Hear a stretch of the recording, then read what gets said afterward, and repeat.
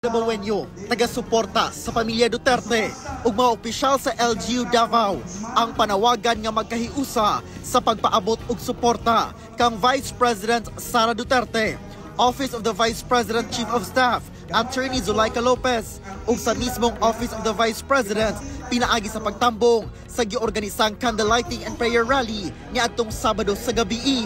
Nakasuot og itom ang mga mitambong. Bit-bit sa pipila ang mga tarpaulin nga nakasulat ang ilang suporta.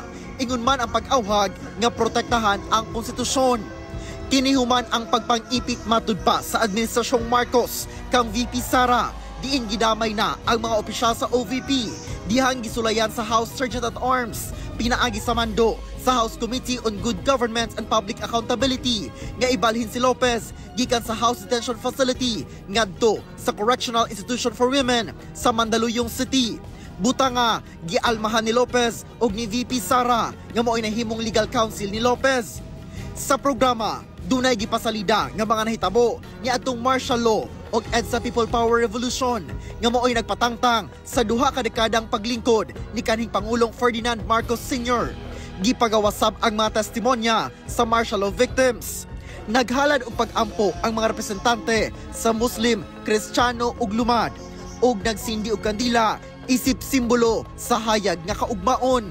Sa iyang pagdumala, daghay na sina mao nga karon panahona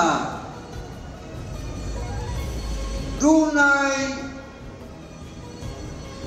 plano nga ipit siya pinaagi karon sa mga pag-ipit kaniya nga dunay mga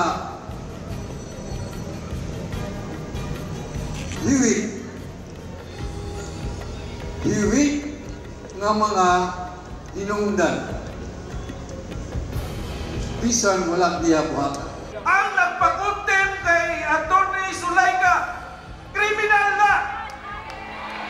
Nganong wala ka na mapriso? Kaya ipriso ang abogado maway sala. Makahatag mong oras, naragatan Manila.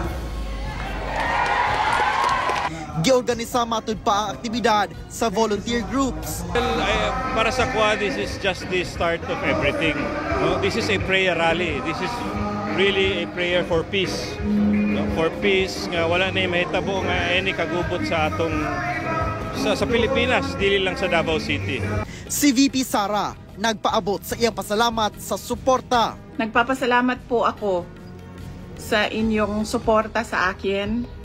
At nagpapasalamat po ako sa pagprotekta nyo.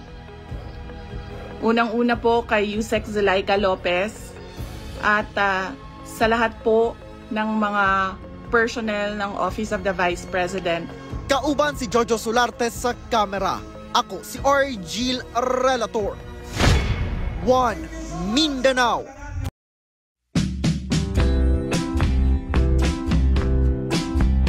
One hand.